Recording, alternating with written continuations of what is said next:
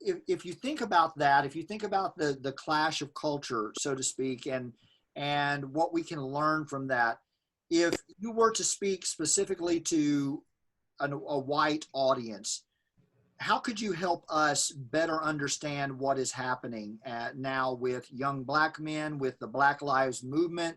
Is there something specific that is going on in the black culture that we need to understand as white people, that just at first glance we would be like, that doesn't make sense to us? So is there Hmm. something specific that would be helpful so that we can better understand what's unfolding before our eyes? Well, I would say it's how we're perceiving these different videotapes of black men being killed.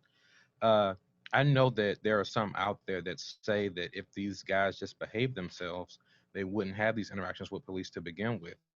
But I think we must remind ourselves that uh, people of all cultures have interactions with police. It's a matter of who the police choose to pursue, unless you walked up in the police department and started something. But more often than not, it's a situation where the police are pursuing a certain person.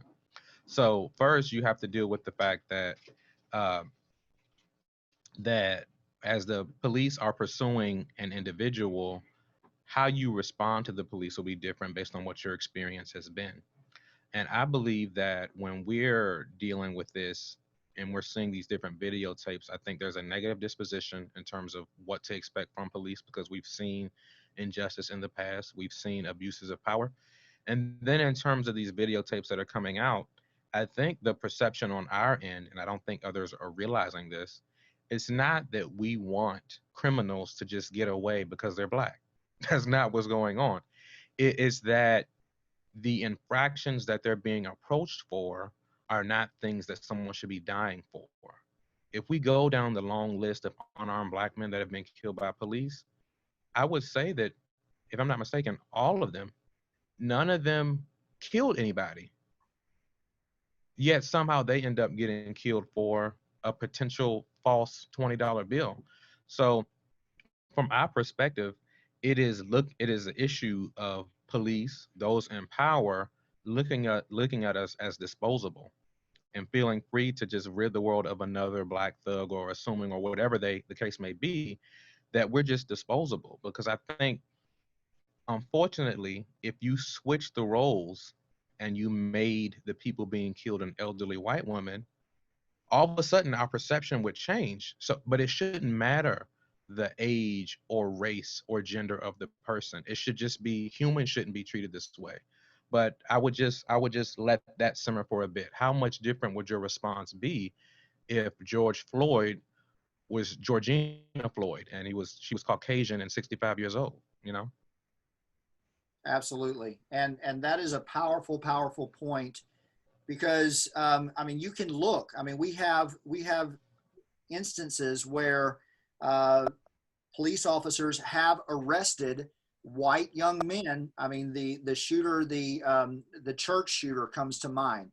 And you know, before he was after he was taken into custody for killing 9 people, I believe it was, as they Hmm. were worshiping in their service.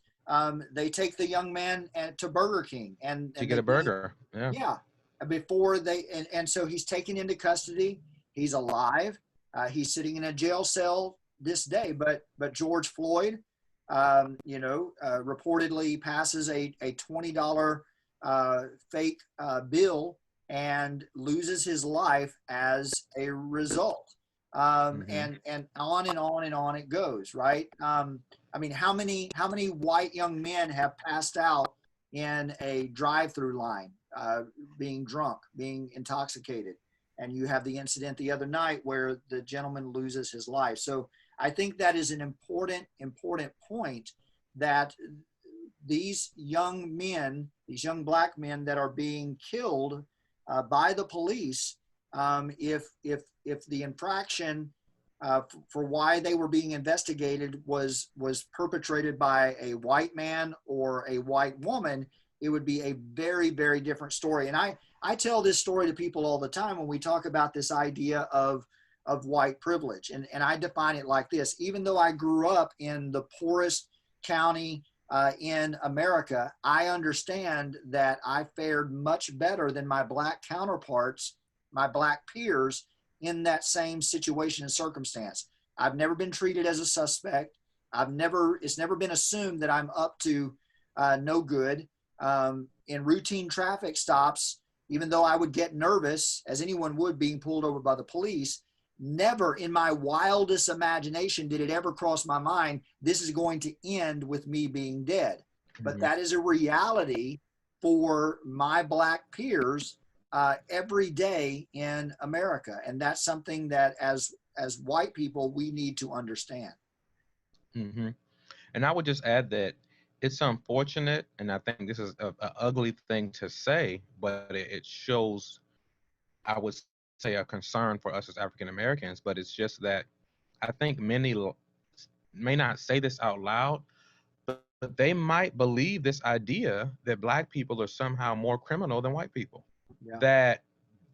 That we just do bad stuff more, are more evil, are more prone to sin, or whatever the case may be. And I think no one's going to say that explicitly, but I think that in and of itself is inherently racist. But in addition to that, it's this idea, and unfortunately, it's a black woman heralding most of this, Candace Owens, that presents this narrative that here are some of the bad things this person did in the past. And once again, we don't live in a justice system where you can just kill someone because you have a record of things that you think that they did that were off color. That's not how it works here in America. It's not how it should work. And even then, that still, I think, shows a level of racism where we think that or propose this idea that it's okay to kill someone in the street because they had a few misdemeanors in the past. Yeah. We're in America of where innocent until proven guilty. So even if I'm not mistaken, Dylan Ruth didn't get the death penalty. I think he got life though. So we don't have the right to go shoot him in the face. Right. Even though he killed 9 people, we don't have the right to go kill him.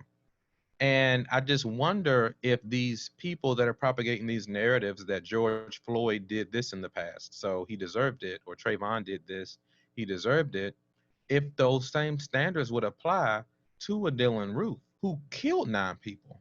Yeah. So I think I'm concerned that many of a variety of beliefs, but unfortunately within the Christian worldview, think that it's okay to dispose of black people because they've done some off-color things in the past, and I think there's some racism there that needs to be addressed. It is my hope that as a country, we would begin to see the value uh, in the communities that I've been in, the community that I came from, independent of their ventures and successes and achievements. I don't think that someone should have to accomplish the things that I have to be perceived as valuable or worth listening to. So I'm hoping we get to a point where you don't have to uh, be successful for your Black life to matter. Very good. Tell us a little bit about the Whole Brother Mission and what you're doing now and what you hope to accomplish. And if someone wants to get involved or help out with your particular mission, obviously I encourage everyone to purchase your book. I'm enjoying reading it, look forward to finishing it.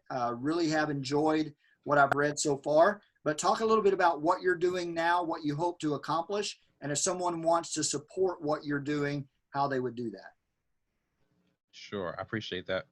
So a big part of what we're doing is creating resources for the Black community and building up the Black family. So we have a network of licensed mental health professionals across the country that are prepared to service any man. And then we have emphasis on Black men, but we don't turn away anyone of any race. So if men are in need of counseling, therapy, uh, or any type of mental health services, we have the team that's able to help them with that, regardless of where they are in the country. So, if you want to find out more about what we do through that, the website is whole, WHOLE, brothermission.com, and our mission is to equip men to be whole in every area of life. Our three core areas are the head, the heart, and the hands. The head is mental health, the heart is emotional maturity, and the hands are professional advancement.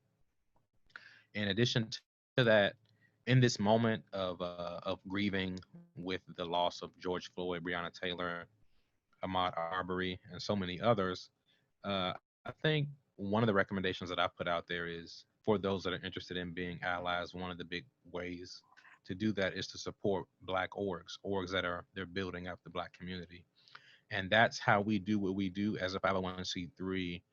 Donations are what sustain our work. So if you're interested in supporting this kind of work, creating new resources, there will be more books, there will be book tours, there will be more counseling, there will be events.